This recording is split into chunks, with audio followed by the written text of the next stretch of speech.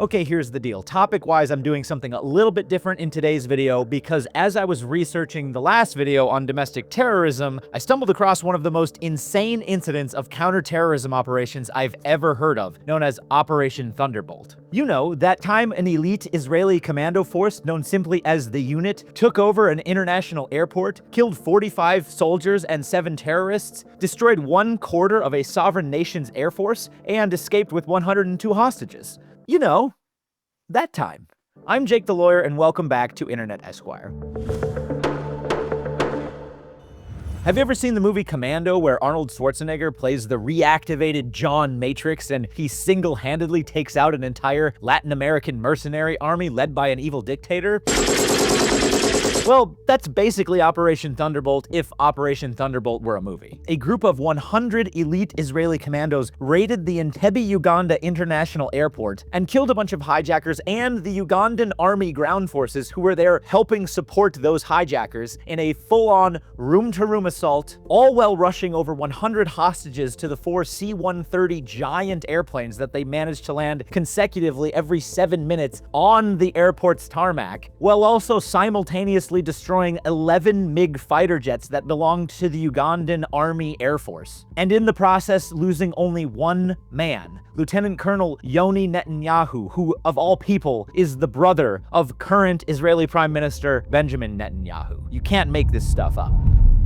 By the mid-1970s, Palestinian-led terrorist attacks, particularly on Israeli hostage targets, had unfortunately become increasingly common. Numerous airplane hijackings, as well as other very high-profile hostage situations, including the 1972 Olympics and the 1974 Malat School massacre, had all unfortunately ended in tragedy. And yet, to militant Palestinian groups like the Popular Front for the Liberation of Palestine, the plan for all of these was actually very simple. Do anything you can to draw large-scale international attention to the Palestinian cause, even if it means innocent deaths, and use Israeli hostages for the exchange of militant prisoners and in exchange for ransoms. And from 1968 to 1976, Palestinian groups initiated 33 attacks on aviation targets, including one that began on June 27, 1976. Air France Flight 139 departed Tel Aviv, eventually bound for Paris, with about 200 souls on board. And during a stopover in Athens, Greece, another 58 passengers got on board, including 4 terrorists, 2 from the Popular Front for the Liberation of Palestine, and 2 from another German Marxist radical element known as the Revolutionary Cells or something dumb like that. Once the flight got underway out of Athens, the hijackers took over the airplane with grenades and firearms that they had brought on board and diverted the flight to, of all places, Benghazi, Libya, where the sympathetic dictator Muammar Gaddafi was, I'm sure,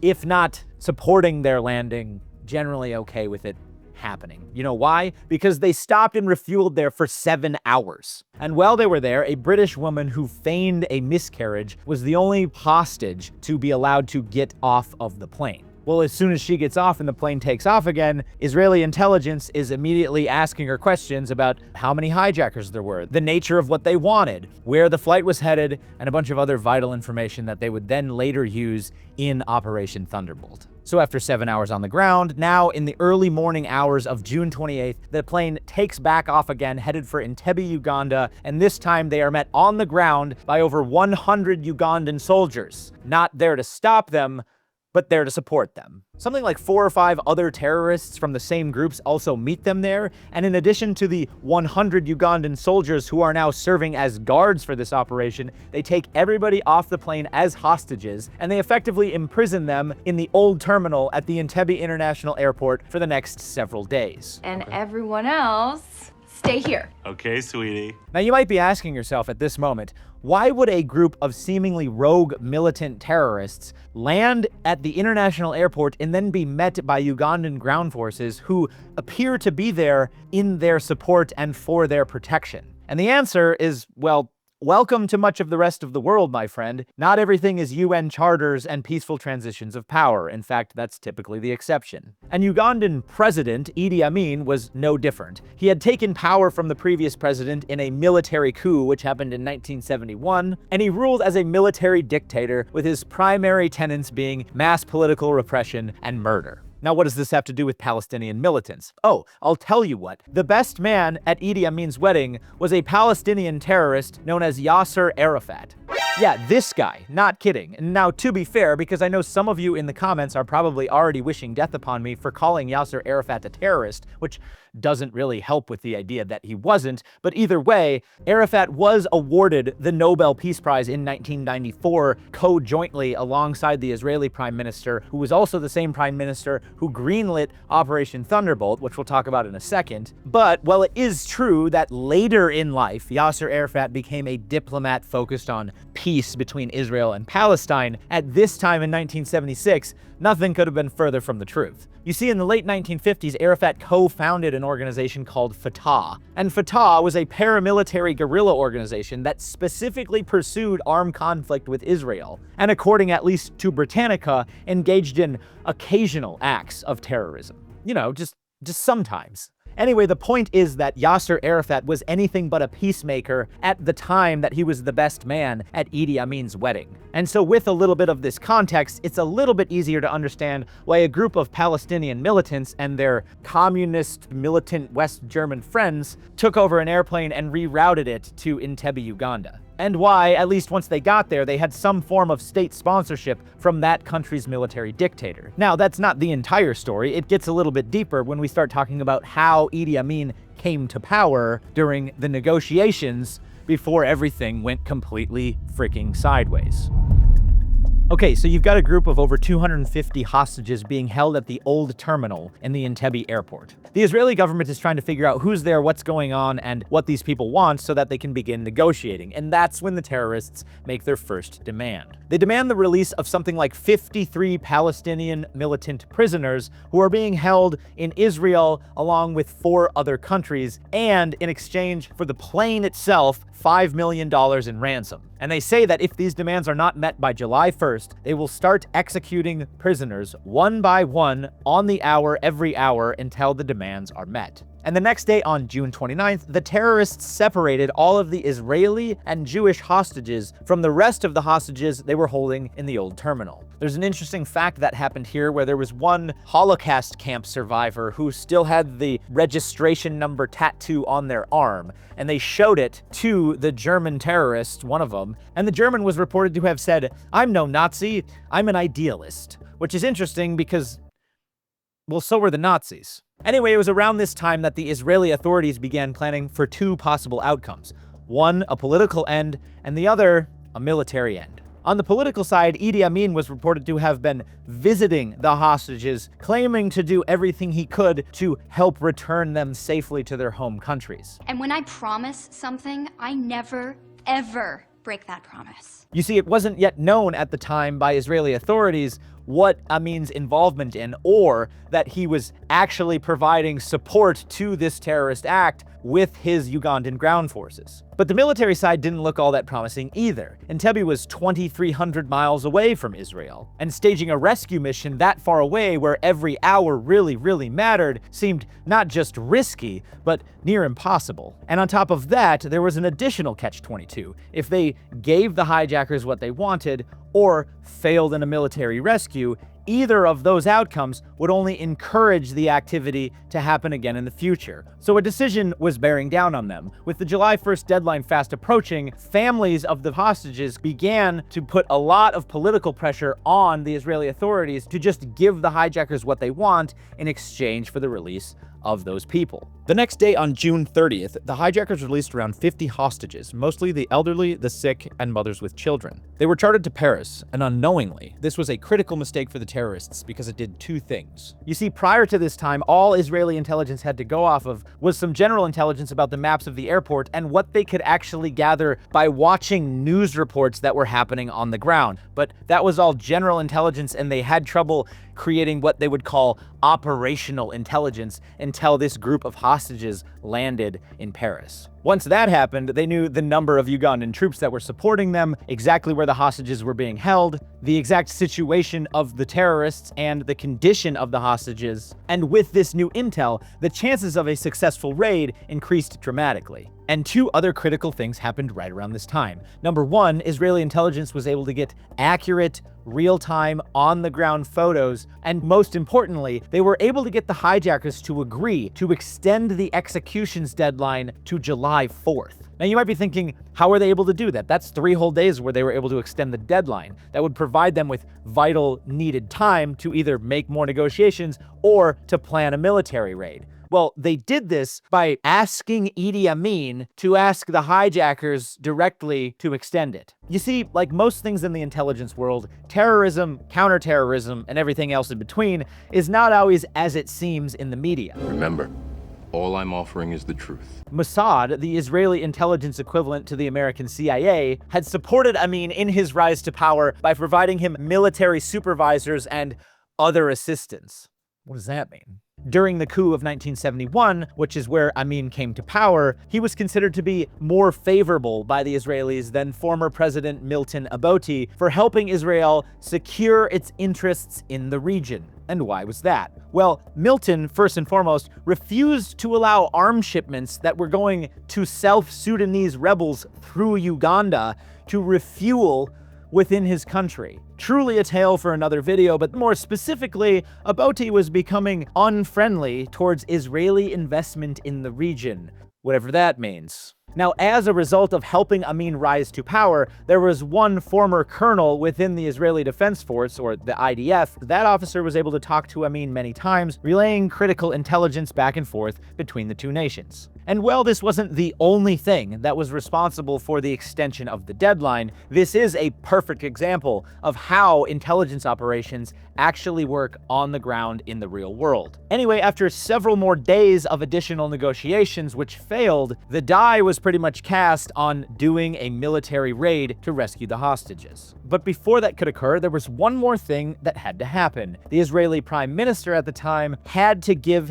a personal green light on the mission, which he viewed as a 50-50 chance of success. But in order to sort of put his lot in with the operation itself, according to Israeli intelligence anyway, he had also personally agreed to resign if the mission failed. Either way, the stakes were incredibly high. But as the hours and the days began to tick by, eventually on July 3rd, there was no additional time to allow for the green light to be given. So what did they do? They had 4 C-130 airplanes take off and head for Uganda. And they were told that the go, no-go would be given while they were in flight on the way to do the raid. And here's a piece about the mission that often gets overlooked. They were flying 4 huge Hercules C-130 aircrafts down the Red Sea towards Uganda. Well, in order to avoid radar detection, the pilots of those planes were instructed to fly no higher than 100 feet from the surface of the water. That alone, in and of itself,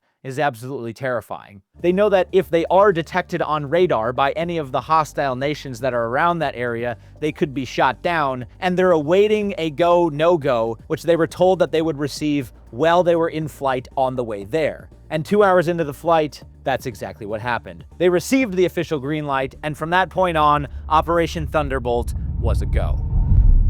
Now, within the Israeli Defense Forces, there is an elite unit known as the Sayeret Metkal, which sits directly under the supreme command of the IDF rather than under a regular brigadier military structure. In layman's terms, this means that the chiefs of staff of the IDF can make this unit operational directly, rather than following some of the broader military protocols that are required for the rest of the army. And in addition to deep reconnaissance and intelligence operations, just normal spy stuff, Sayeret Metkal also serves as the tip of the spear for high-end direct missions when the Supreme Command needs a surgical tool to go after counterintelligence, rescue missions, and special captures. And to those inside of Israeli operations, Sayeret Metkal is also known by its simpler name in Hebrew, Hayit Kida, or in English simply the unit, the same as we refer to our own Delta Force in America today. And prior to Operation Thunderbolt, the unit's reputation had already preceded them. When a 1972 flight from Brussels to Tel Aviv was hijacked and taken over, the unit, including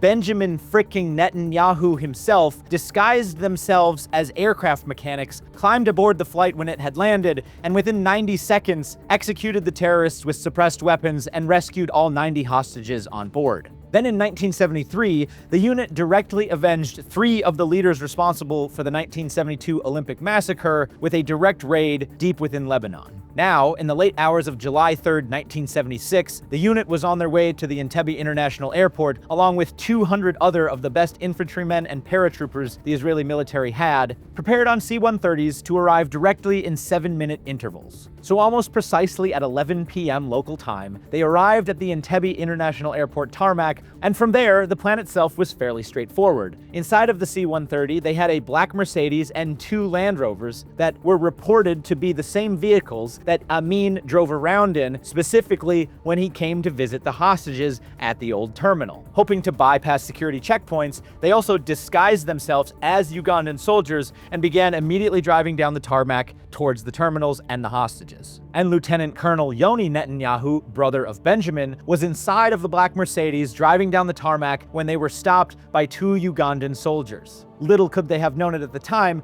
but Amin had recently switched from a black Mercedes to a white one. Well, there was a bit of an awkward moment, and they decided that the best course of action was to take him out. Shots fired, cracking the still of the midnight air with unsuppressed AK fire and other small arms. Their cover was blown. Netanyahu immediately ordered the procession to head directly to the old terminal, and as that was happening, Ugandan soldiers in the old terminal control tower began raining down fire upon them. Immediately arriving at the control tower and the old terminal, they exited the vehicles and began infiltrating into the building. And it was around this time where it was reported that Netanyahu was struck by a bullet from a concealed Ugandan soldier, and while this soldier was immediately taken out by the rest of the unit once he fired upon Netanyahu, with strict orders not to falter for the fallen, the men pressed on, continuing to enter the building and into the main hall where the terrorists and the hostages were there located.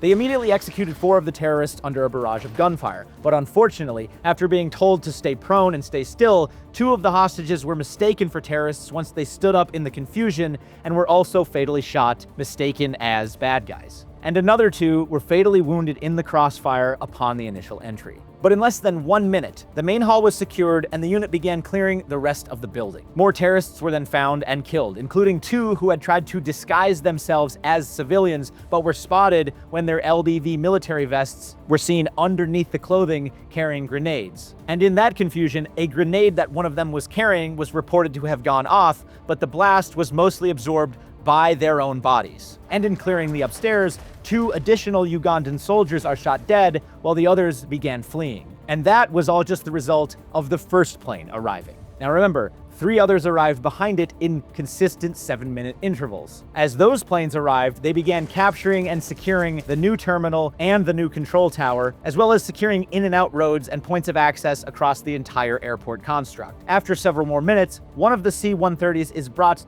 to the old terminal, where there is still an open gunfight happening between remaining Ugandan forces in the control tower and Israeli forces on the ground. There's multiple sources on what happened from there, but apparently the control tower was then taken out by a barrage of RPG fire. It was at this moment that they began extracting the hostages out of the old terminal and directly into the C-130. And it was also around this moment where one of the other tactical teams tasked with securing the tarmac found and destroyed 11 MiG fighter jets that belonged to the Ugandan Army Air Force. The purpose behind this was to knock out a possible pursuit where MiG fighter jets could easily catch up and destroy a heavy Hercules C-130 aircraft while it's in the air and they're trying to get away. And the Israelis probably didn't know this at the time, but the 11 MiG fighters made up a total of 25% of all the aircraft that the Ugandan Army Air Force had at the time. Israeli forces then regrouped, and as the last Israeli forces boarded, smoke grenades were used to provide a screen, while the last C-130s taxied and took off back into the midnight air. In just 53 minutes from touchdown to the last takeoff, the entire operation was finished. And out of the 106 remaining hostages, 102 were rescued, while 45 Ugandan soldiers and all 7 present terrorists were killed. Immediately following the events, needless to say, Amin was furious and probably severely embarrassed. His support of the hijackers had led the unit directly to his door. But like any good dictator, instead of blaming himself and taking responsibility, he blamed other people and began killing innocent people. Amin's right-hand man and de facto chief of staff, Isaac Malia Mungu, whose nickname was Bad Omen, personally shot 12 Ugandan soldiers suspected of collaborating with the Israelis. Amin also ordered the senseless killing of hundreds of Kenyans who were living in Uganda at the time of the Entebbe raid, including those who worked at the Entebbe airport. Why was this? Well, when the Israeli force extracted out of Uganda, they needed a place to land their C-130s and refuel. So they paid the Kenyan government to allow for that to happen peacefully. And once Amin found out about this, he just began killing Kenyans who lived in his country as retaliation to the Kenyan government. A reported 245 Kenyans living in Uganda at the time were murdered, and another 3,000 fled the country immediately thereafter as refugees. Internationally, the United Nations convened a few days later and effectively just talked it out, blamed each other, and then never passed a functioning resolution. Now, the US and the UK did sponsor a resolution which just condemned hijacking and said, hey, let's all respect each other's national sovereignty. But even that resolution failed because the representatives from Uganda and from Israel were not allowed to vote on it, and there were 7 other members who were supposed to have voted that weren't there at the time that the vote was happening. So nothing ever really happened as a result of it, but nothing is more United Nations than that, I'll tell you that much. Anyway, all that to say, 36 years later, in August of 2012, Uganda and Israel commemorated the raid at the old control tower, where they both renewed commitments to fight terrorism and work towards humanity, and the Ugandan and Israeli flag were flown side by side. And that, my friends, is the story of Israel's most daring special operations raid, Operation Thunderbolt. So if you enjoyed this little change of pace from my regular videos, please let me know in the comments. I'd love to do more of these because as I research these more doctrinal explainer videos, I'm often coming across stories like this, and I just don't feel that I can add them into those videos and still keep those ones on pace. So that's why I separated this one out, and it's sort of an experiment to see what people think of it. So I just want to say thank you so much to each and every one of you. I hope you have a wonderful day, and I will see you on the next one.